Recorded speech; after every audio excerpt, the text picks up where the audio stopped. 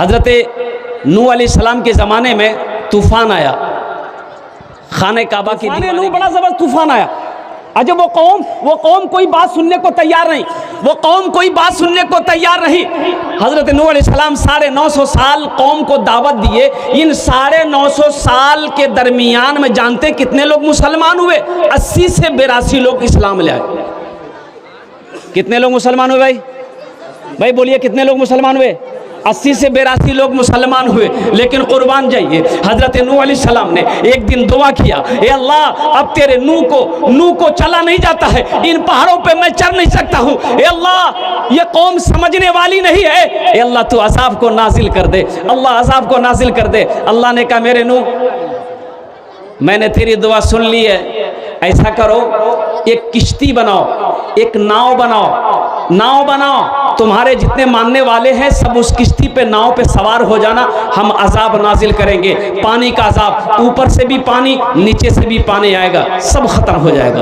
हज़रत नूह अलैहिस्सलाम अल्लाह का हुक्म पाकर कश्ती बनाने में लग गए। कई महीने लगे, बहुत बड़ी कश्ती बनी।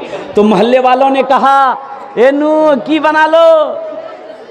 बोले अल्लाह, बोले कि ये खवार पानी नहीं, खाने के लिए पानी नहीं है, पीने के लिए पानी नहीं है, ये कश्ती कहाँ चलाओगे? तो नूह अलैहिस्सलाम ने कहा कि अल्लाह का अजाब आएगा। तो लोगों ने कहा कि इनकार कर दिया, कैसा अजाब, कहाँ से कौन सा अजाब आएगा? देखिए, ये अल्लाह का कुरान कहता है, सूरह नूह आप पढ़ेंगे, तर्जमा करेंगे तो बताया गया कि लोग उस कश्ती में इतने जलनखोर लोग थे, वो लोग इतने जालिम थे वो लोग कि लोटा लेकर पखाना मैदान में जाता था। ये कश्ती देखा, बहुत बड़ी कश्ती है, तो मैदान छोड़ दिया, कश्ती में बैठ के पखाना करने लगे।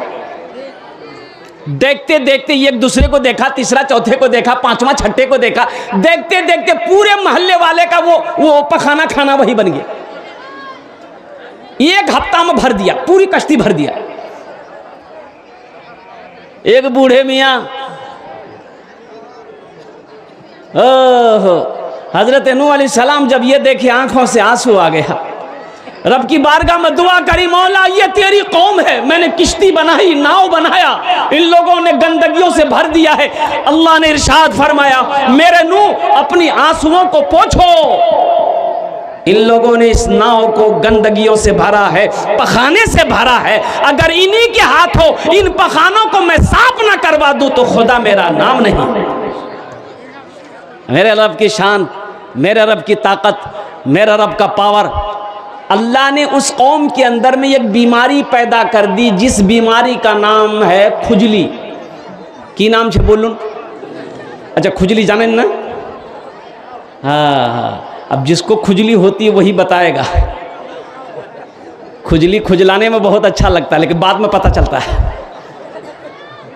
अब जिसको देखिए खुजला रहा है, औरत, मर्द, नौजवान, बच्चा, बूढ़ा, ना खाने चैन है, ना बैठने चैन है, ना सोने चैन है, ना चलने चैन है, हर आदमी परेशान है। इतनी खुजली हो रही है, लेकिन दवाई कोई नहीं। दवाई बोली दवाई कोई नहीं है। अभी का ज़माना तो है नहीं कि मेडिकल में जाएंगे, बीटेक्स ले लेंगे, बीटेक्स लगाओ, खुजली मिटाओ। एक बूढ़े मियाँ लोटा लेकर गए और वो बहुत तेजी में थे। वो नाव में तो जगह तो थी नहीं, पहले से फुल था नाव पखाना से। वो किनारे में, ऊपर में किनारे में बैठ गए, पखाना करने लगे। खुजलाहट जो उठाना, वो जोर से जो खुजलाए, बैलेंस से गड़बड़ा गया, पखाने में गिर गया। अच्छा, पखाने में गिरा तो जहां जहां पखाना लगा खुजली खत्म। बोले रे मियाँ, ये तो बहुत अच्छा दवा है, खुजली खत्म। अच्छा दी, मेरे रब की शान देखो, उस पखाने के अंदर में वो तासीर थी कि पखाना खुजली की जगह लगता था ना, खुजली खत्म। ये आदमी देखा, माँ यहाँ खुजला मुझे खुजला, अरे बाप, ये लगा हुई एक नंबर दवाई है। वो बुढ़वा उठाया, हाथ में उठाया, और जहाँ जहाँ खुजला रहा था पूरे बदन लगा लिया, और जैसे लगाया खुजली खत्म। बड़ा खुश हुआ, कश्ती से बाहर निकला, मोहल्ले वाले को बुलाया कि मियाँ दौड़ो। तो लोगों ने दौड़ा, बोले कि भैया? बोले बाबा, खुजली दवाई मिल गई है। बोले खुजली की दवाई मिल गई, कहाँ, जल्दी बोलो, हम लोगों को भी परेशान, हम लोग भी परेशान हैं, हम लोग भी लगाएंगे। वो बूढ़े मियाँ ने बताया कि खुजली की दवाई यही पखाना है, उठाओ पखाना, लगाओ पखाना, एक नंबर दवाई। अब लोग लगाना शुरू किए। कुछ नौजवान तो अपने घर से बर्तन लेके भी दौड़ रहे थे कि मोर बाप बीमार जे नहीं चलवा सको, थोड़ के मुख दे दे लगनते मी घरे जे बाहर लगे दूंगे। देखते देखते पूरी कश्ती साफ हो गई। जो बाद में आया पखाना नहीं मिला, वो कश्ती को धोता भी था, लगाता भी था और पीता भी था। और कुर्बान जाओ, गैब से आवाज आई, मेरे नू देखा, मैंने कहा था ना ये इन पखाने को इन्हीं के हाथों साफ ना करवा दूं तो खुदा मेरा नाम नहीं है। कुर्बान जाइए, आगे क्या हुआ इंशाल्लाह इस वाक़े को मैं पूरा करने की कोशिश करूंगा। मौजूद सामने किराम, तूफान नू आया, अल्लाह का अज़ाब आया, खाने काबा की दीवारें गिर गई। हज़रत नू वाले, हज़रत इब्राहीम अलैहिस्सलाम, हज़रत इस्माइल अलैहिस्सलाम को कुछ सालों के बाद अल्लाह ने हुक्म दिया, मेरे इब्राहिम मेरे घर की तामीर करो। हिजरत का हुक्म हो गया अल्लाह के नबी को। हिजरत फरमा कर अल्लाह के नबी जनाब मोहम्मद रसूलुल्लाह सल्लल्लाहु अलैहि वसल्लम मदीना तशरीफ ले गए और मस्जिद नबवी की ज़मीन खरीदी गई। देखिए, मस्जिद नबवी वो मस्जिद है कि जिस मस्जिद में एक रकात नमाज पढ़ेंगे अल्लाह 50,000 रकात नमाज पढ़ने का सवाब अता फरमाएगा। सुभान अल्लाह बोले तो इंशाअल्लाह, इंशाअल्लाह। और मस्जिद हराम में जो एक रकात नमाज पढ़ेगा अल्लाह उसे 1,00,000 रकात नमाज पढ़ने का सवाब अता फरमाएगा। अच्छा, वहाँ पर वो पत्थर जो जन्नत से हज़रत इब्राहीम अलैहिस्सलाम लाए थे ना, जब मस्जिद खाने काबा की बुनियाद रखी जा रही थी, वो जन्नत का पत्थर उस वक्त आया था। वो पत्थर अब भी मौजूद है, वो पत्थर अब भी मौजूद है। देखेंगे इंशाल्लाह भाई, देखेंगे। कितने लोग तैयार है? हाथ उठाओ इंशाल्लाह। सब देखेंगे तो 5 लाख टका खर्चा करवा दे।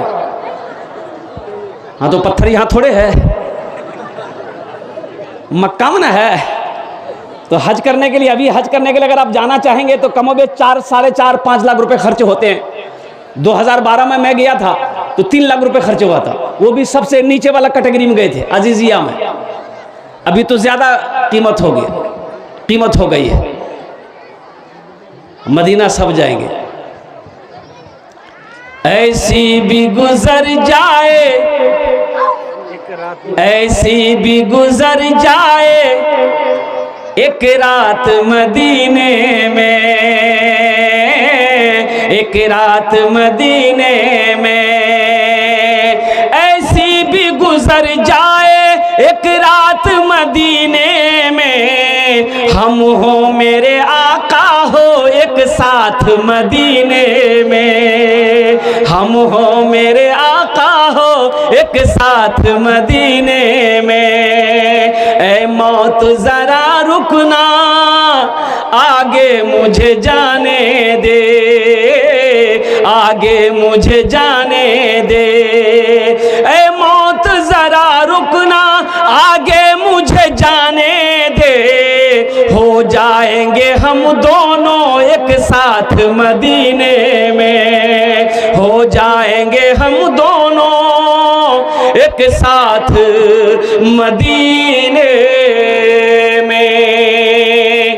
अल्लाह के नबी जनाब मोहम्मद रसूलुल्लाह सल्लल्लाहु अलैहि वसल्लम जब मक्का मदीना पर तशरीफ ले गए और कुर्बान जाइए, एक ज़मीन पे नज़र पड़ी। अल्लाह के नबी ने इरशाद फरमाया कि भाई पता करो ये ज़मीन किसकी है। तो पता ये चला कि 2 यतीम बच्चों की ज़मीन है, जिसका बाप नहीं है, चचा है। बोला चचा को भी बुलाओ, उन दोनों बच्चों को भी बुलाओ। अल्लाह के नबी की बारगाह में हाजिर किया गया तो अल्लाह के नबी ने इरशाद फरमाया कि भाई ज़मीन तुम बेचोगे, ये ज़मीन तुम्हारी है। कहा कि या रसूल अल्लाह मेरी है। कहा कि बेचोगे? कहा कि बेचेंगे। कहा कि कीमत बोलो। कहा कि या रसूल अल्लाह अब इस ज़मीन को लेकर क्या करेंगे?